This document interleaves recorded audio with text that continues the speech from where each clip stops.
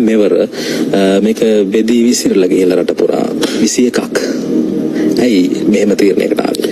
අපි මේට කලින් වඩා හොඳ නැද්ද එක් තැනකට ආවනම්? නෑ මේට කලිමුත් අපි රටේ පවතින තත්ත්වයන් අනුව මේ රැලි මට මතකයි අපි 4ක් පවත්වවා තිබුණා.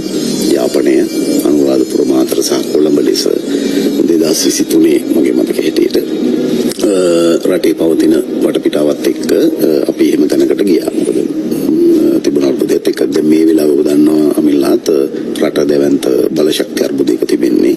ඉතින් අපි එක තැනකට මුළු රටේම ජනතාව එක තැනකට ඒක රාශි කරන්න ගියොත් එක පැත්තකින් මේ වෙලාව අපි එක දින හොඳ ආදර්ශකුත් නෙවෙයි ආණ්ඩුවක් විදියට.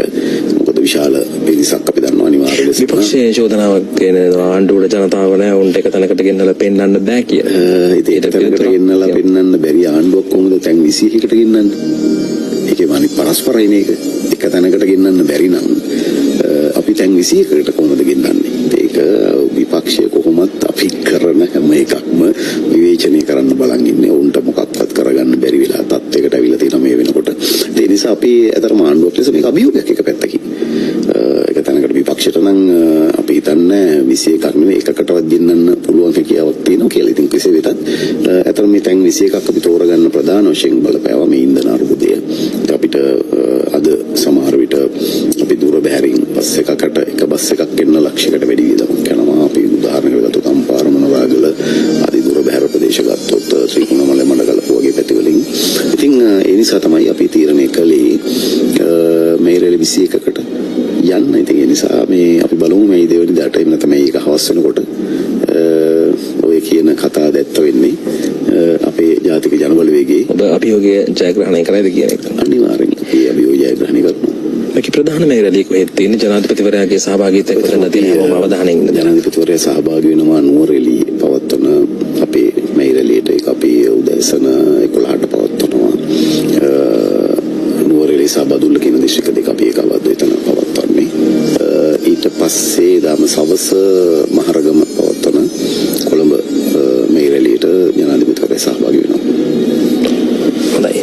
ඇතැම් පක්ෂවලට මේ රැළියක් මෙවර දක්නට නැහැ. ඔවුන් කියනවා පොහොය දිනේ මේ රැළිය පවත්වන සුදුසු නැහැ කියන කාරණාව එහෙම. මොකද ඔබේ අදහස?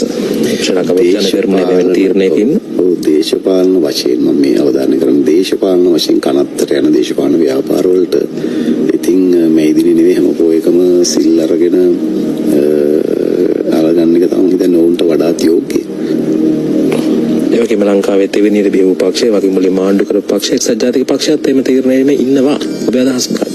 ඔව් ඇත්තටම දැන් ඔවුන් අසරණ වෙලා තියෙන තරම තමයි අපිට පේන්න තිබෙන්නේ එක්සත් ජාතික පක්ෂය. මම දැක්ක සමගි ජන බලවේගයෙන් ආරාධනාවක් කළා තියෙනවා එක්සත් ජාතික පක්ෂයට. ඉතින් ඇත්තටම ඔවුන් කරන්න ඕන මේ වෙලාවේ සියලු දෙනා එකතු වෙලා පුළුවන් නම් ආණ්ඩුවට අභියෝගයක් ලෙස උන් පහුගිය කාලේ එකතු වෙනත් කතා කරන විවිධ තැන්වල ආණ්ඩුවට අභියෝගයක් විදිහට සියලු දෙනා එකතු වෙලා එක මේ රැලියක් කරලා පෙන්වන්න පුළුවන් නම් හොඳයි. ඔබ ගම්පහරේ තමයි සංවිධානය කරන්නේ ඔබේ දිස්ත්‍රික්කේ. කොහොමද ඒ සූදානම්? කොහෙද තියෙන්නේ? ජනතාව වරන් ඇති ඔබේ ගම්පහ ජනතාව? ඔව් ඇත්තටම ගම්පහ අපි තාමත් හොඳ සූදානමකින් ඉන්නවා. ඇත්තටම අද වැඩසටහනට සහභාගී වෙද්දී මම ගම්පහ මේ දිනය පිළිබඳ රැස්වීම් ගණනාවක් දාගෙන තිබුණේ. ඉතින් ඒක කොළඹ කළා තමයි සහභාගී වුණේ. ඉතින් අපි අපේ මන්ත්‍රීවරු, ඇමතිවරු, අපේ අනිකුත් ප්‍රාදේශ සභා සභාපතිවරු, නගරාධිපතිවරු, ඒ වගේ ප්‍රාදේශ සභා මන්ත්‍රීවරු, පළාත් පාලන මන්ත්‍රීවරු ඇතුළු ඊට අමතරව අපේ පක්ෂ සංවිධායක සහෝදරු සියලු දෙනා මේ දිනවල ඉතාමත් වෙහෙසකර අභ්‍යාසයක නියැලෙනවා ගම්පහ මේ රැළිය සංවිධානය කිරීම වෙනුවෙන්. ඉතින් ඉතාමත් හොඳ සූදානමකින් අපි මේ සංවිධානය කරන අපි කිරිබත්ජොඩ නගරයෙන් අපේ මේ පෙළපාලි ආරම්භ කරනවා කඩවත නගරය දක්වා කිලෝමීටර් 4මාරකට ආසන්න දුරක් අපි මේ පෙළපාලි පවත්වන අනතුරු කඩවතදී කෙටි මේ රැළියක් පවත්වලා අපි අවසන් කරන්න තමයි බලාපොරොත්තු තියෙන්නේ.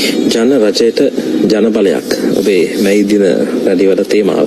ඇයි මේ ජන බලයක් කියන්නේ ඔබට ආණ්ඩුවේ විදියට බලය තියෙනවනේ. ඇයි ජන බලයක් කියන්නේ? මොකක්ද මේ තේමාවේ තේරුම?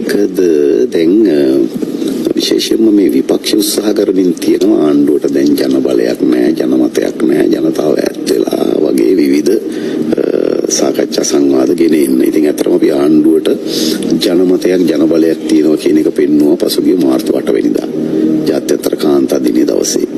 අපි දසදහස් ගණනක් කාන්තාව අපේ රටේ කාන්තාව පමණක් එකතු වෙලා ජනතාව ඉන්නේ මේ ආණ්ඩුවත් එක්ක කියන එක අපි එදත් තහවුරු කළා. ඉතින් ඊළඟට අපිට අවශ්‍යයි මේ දිනේ දවසෙත් මේක ජනතාවගේ ආණ්ඩුවක්. මේක නිකන් කලින් තිබුණ වගේ හුදෙක් මේ ප්‍රභූපන්ති ආණ්ඩුවක් නෙවෙයි. එක පැත්තකින් නිර්ප්‍රභූ අනිත් පැත්තෙන් 76 වසරක් අපේ රට පාලනය කරපු මේ පක්ෂ දෙකෙන් ගැලවිලා ජනතාව වෙනුවෙන් ජනතාව උදෙසා ජනතාවගේ ආණ්ඩුවක් නිර්මාණය කරගත් අවස්ථාවක්. ඒ නිසා ඒ ජනතාව ඉන්නේ මේ ආණ්ඩුවත් එක්ක කියන එක අපිට පෙන්වන්න ඕනකම තිබෙනවා. ඒ නිසා තමයි ජනතාවගේ රජයට ජනතාවගේ බලය කියන